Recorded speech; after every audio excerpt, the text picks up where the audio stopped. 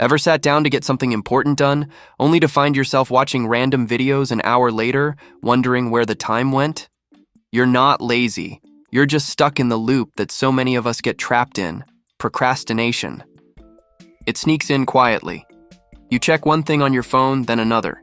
You tell yourself you'll start in 5 minutes. Suddenly, it's the end of the day, and that task is still sitting there untouched. Now here's the surprising part: overcoming. Procrastination doesn't have to be hard or time-consuming. In fact, what if I told you that just 3 minutes a day could make a difference? You don't need to completely change your routine or start waking up at 5 a.m. You just need to change how you approach your tasks. That's it. So today, let's break down 10 simple but powerful tips to help you master procrastination, starting with just 3 minutes a day. We're counting down from number 10 to number 1, and by the end of this video, you'll have a toolbox of ideas you can use immediately. Let's go. 10. Don't aim to finish, just aim to start. Here's where it all begins. The biggest mistake people make is thinking they need to finish everything in one go. That mindset is overwhelming. It creates pressure before you even begin. Instead of telling yourself, I need to write this entire report, say, I'm just going to write 1 sentence, or I'll just spend 3 minutes organizing my notes. Starting is often the hardest part, but once you get over that small hump, you build momentum. The task feels less scary, and you often end up doing more than you expected.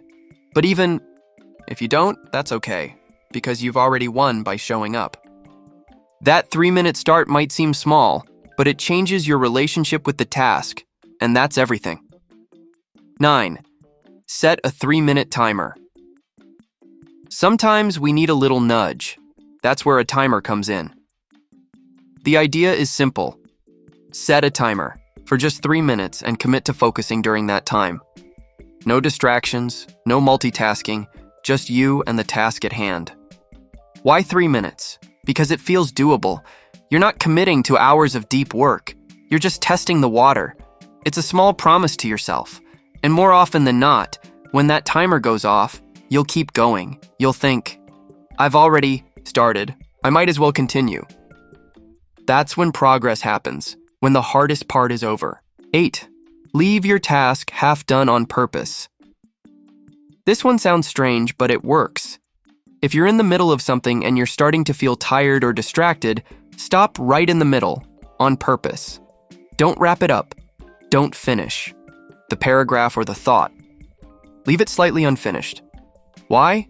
Because it gives your brain a reason to come back. When something's left hanging, we naturally want to return and complete it. This trick has been used by writers, musicians, and even software developers. You're not quitting the task. You're setting yourself up to restart it with less resistance next time. 7. Use the now, not later rule. Here's a quick one that can change everything. If something takes less than 2 minutes to do it right now. Don't put it on your to-do list. Don't tell yourself you'll do it after lunch. Just do it.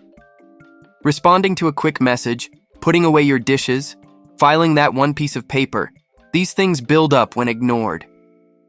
And once they become overwhelming. Tackling them right away clears your mental space and helps you feel more in control. It also trains your brain to act instead of delay. 6. Cut your task in half, then in half. Again. A lot of procrastination comes from thinking something is too big.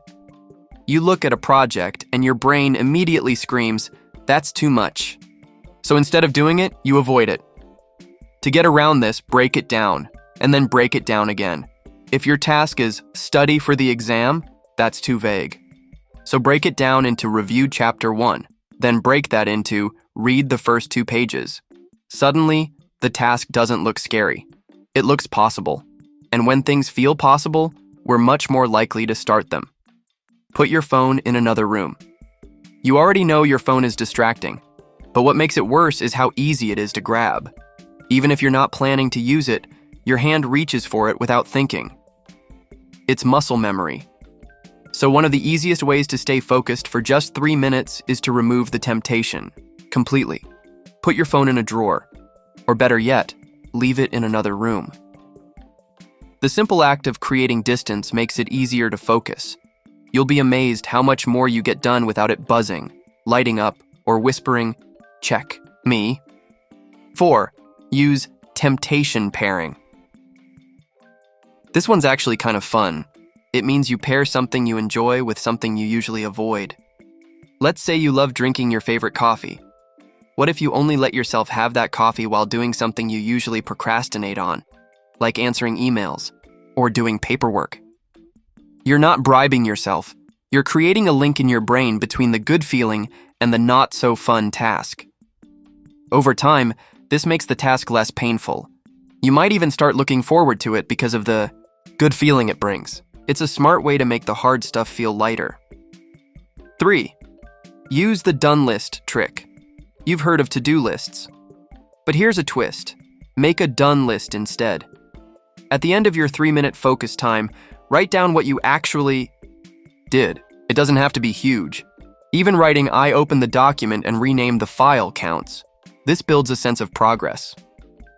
When you look back and see the little things you've finished, you start to realize how much you're actually doing, even if it's just in small pieces. That creates momentum, and momentum kills procrastination. 2. Talk to yourself like a friend. When you mess up or delay something, it's easy to start beating yourself up. You call yourself lazy or unmotivated. But would you talk to a friend like that? Probably not. You'd say, "Oh, hey, it's okay, just start again, you've got this." Try speaking to yourself the same way. Be kind. Be realistic. Instead of saying, "I'm such a failure for not getting this done," say, "I've been distracted, but I'm going to give it 3 minutes and see what happens." That shift in tone can change everything. It's not about being soft. It's about being supportive. 1. Make procrastination work for you. Yes, you read that right. Sometimes procrastination is actually your brain's way of telling you something. Maybe the task doesn't make sense. Maybe it's unclear. Or maybe you're just tired and need a break. So instead of forcing yourself to push through, pause and ask yourself, "Why am I avoiding this?" Often the answer will point you to something you can fix. Maybe you need to reword the task. Maybe you need to ask for help. Or maybe you just need to take a walk and come back with a clearer head. Use procrastination as a signal, not a label. Don't let it define you. Let it guide you to better habits. And there you have it. 10 real, simple, practical ways to start beating procrastination in just 3 minutes a day. The best part? You don't have to wait until Monday or the first of the month. You can start right now. Pick one of these tips and try it. Not all of them at once, just one. Maybe you set a timer. Maybe you move your phone away. Maybe you just do one tiny part of a task. The key is to stop waiting for the perfect moment. Because truthfully, there's no such thing. Progress happens in the little steps, the 3-minute efforts. That's where change lives. If this video helped you or made you think, go ahead and give it a thumbs up. And if you want more content like this, practical tips, real talk, and no fluff, hit that subscribe button and turn on the bell so you never miss a post. Share this with someone you know who's been stuck in a procrastination spiral lately. You never know. 3 minutes might be all they need to turn things around. Thanks for watching, and remember, small steps done consistently lead to big changes. You've got this.